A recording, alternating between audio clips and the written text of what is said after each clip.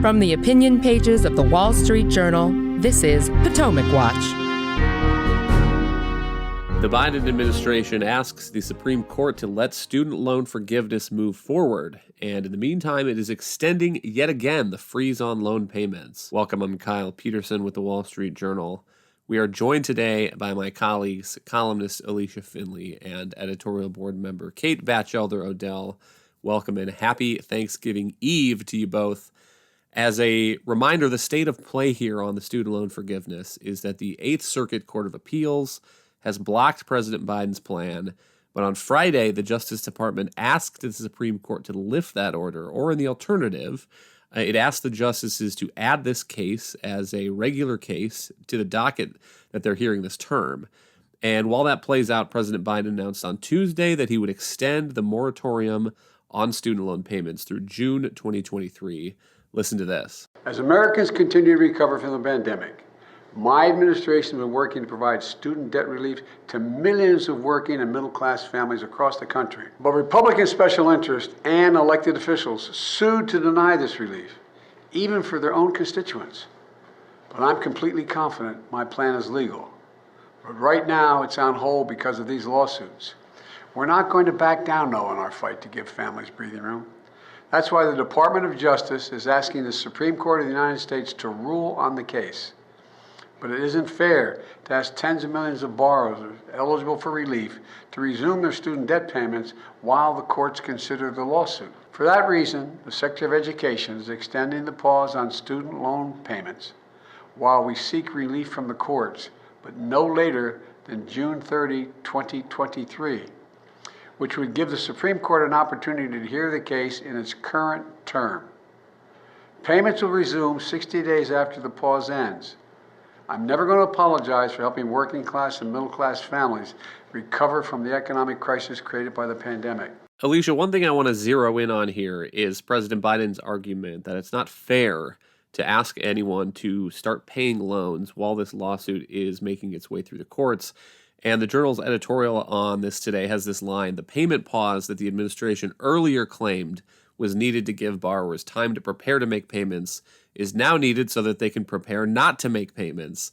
And Alicia, I find it pretty hard to improve on that formulation. Right. So you have to recall how this payment pause actually came to be. This was initially enacted by Congress in the March 2020 COVID bill, and it was only supposed to last until September 2020. And the purpose was, like during government lockdowns, was to, again, give people some breathing space. People, we didn't know then the economic fallout, and a lot of people did lose their jobs, including college-educated workers during those lockdowns. But then President Trump extended it, and then Mr. Biden came into office and has extended it now 8 times. So it has now been in effect 2.5 years, even though the economy has almost fully recovered. Unemployment rates among college-educated or bachelor's degrees recipients is 1.9%, which is exactly what it was before the pandemic. In fact, college borrowers are actually doing better than they were before the pandemic in terms of delinquencies on auto loans and credit card bills, because they've received a gusher of transfer payments, $3,600 child tax credit annually, as well as about $3,200 for individuals in stimulus checks, among other transfer payments. So a lot of borrowers have used the forbearance to pay down higher interest debt on credit cards or auto loans, or to invest. And you'd almost have to be a fool not to, actually. So really, there is no basic need, or there hasn't been for at least 2 years, for this forbearance. Instead, the Biden administration used it to start providing a legal justification, as it worked on legal justification, to forgive the student loans, which it came out in August. It wrote this memo justifying its $500 billion. I mean, some estimate it could actually be up to $1 trillion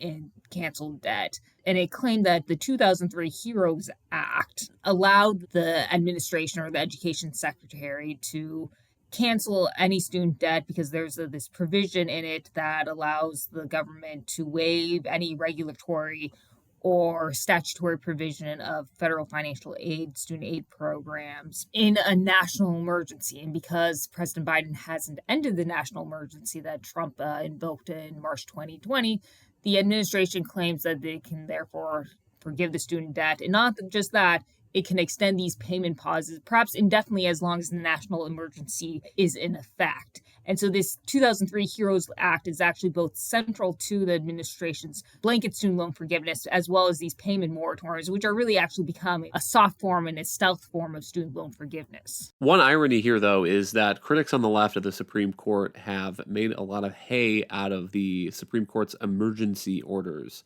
And during the Trump administration, this became known as the shadow docket among this crowd. And here you have the Biden administration going to the Supreme Court on an emergency basis and saying, please lift this injunction that the Eighth Circuit handed down blocking the student loan forgiveness plan. But I do wonder if that is an argument, Kate, for the Supreme Court taking this not on the shadow docket, not on the emergency basis, but taking it in putting it on the regular docket, whether this term or the next term. Some justices, I think, have been sensitive to the shadow docket criticism, and they know that if they rule against Biden's student loan forgiveness plan, it's going to be one more point in the political campaign against the court. But on the other hand, I guess, am I wrong to detect a little bit of strong arming here? Because Biden is saying in that clip we just played, we will extend the loan forgiveness no later than June 30, 2023, which is the end of the next term. And so he seems to be setting himself up where if the Supreme Court decides to take this in regular order, maybe in the next term, that he can blame them when student loans are required to be paid again. Yeah, Kyle, I mean, there are a lot of inconsistencies here. Another one that I'd add would be that the left loved injunctions when President Trump was the one setting the policies. And now, in this case, it's, a huge affront to their student loan plan. I do think here, though, to your point, it would be better for the court to consider it in its regular term.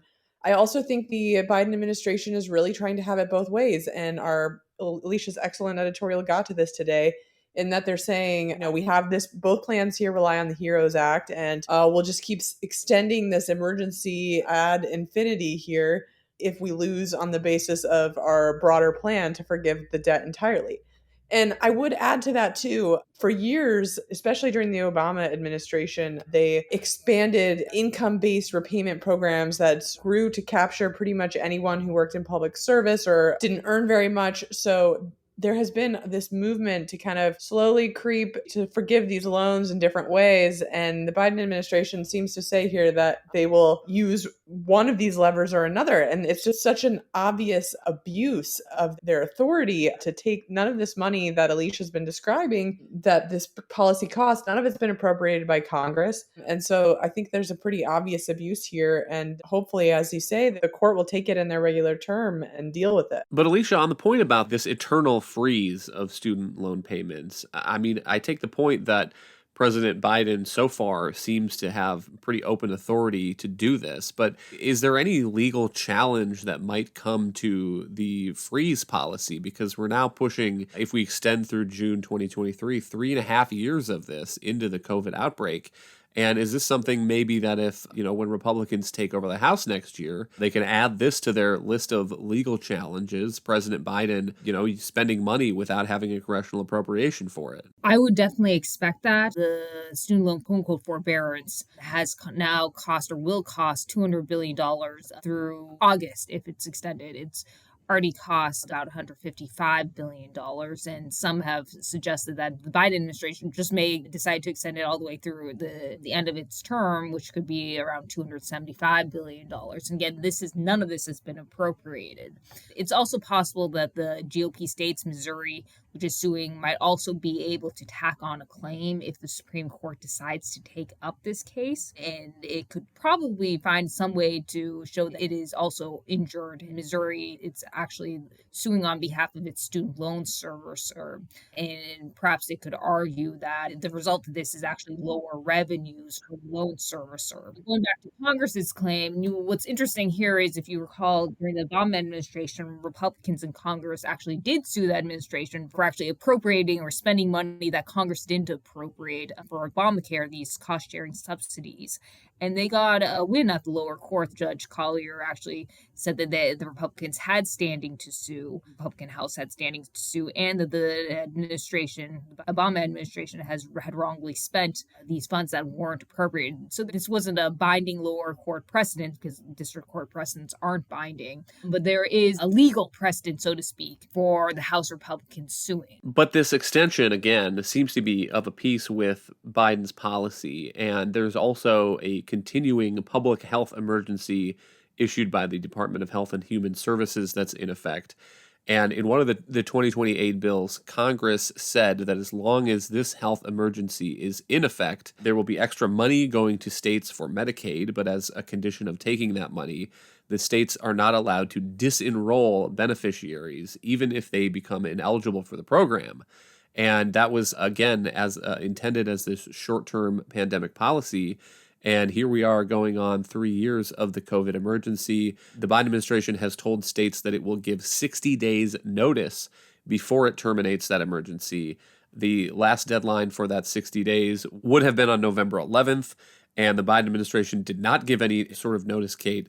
And so the expectation is that this public health emergency will also be extended. Right. And if you think about it, that's an extraordinary declaration that states can't remove people who may be ineligible for Medicaid. This is a huge problem in states. Verifying somebody's eligibility can be a complicated process. And so you can end up with large, what are called improper payment rates, where the government is making payments for people who aren't eligible or they have no idea if they're eligible. It's just no way to run an operation.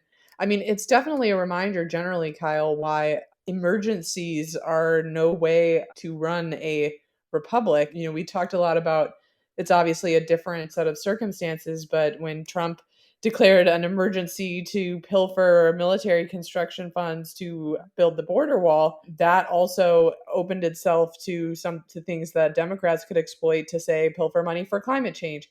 So in general, I think everyone should be really skeptical of any time administrations of either party are invoking these emergency powers to make these moves that sometimes, like we're describing, go on for years or have no real basis in an emergency.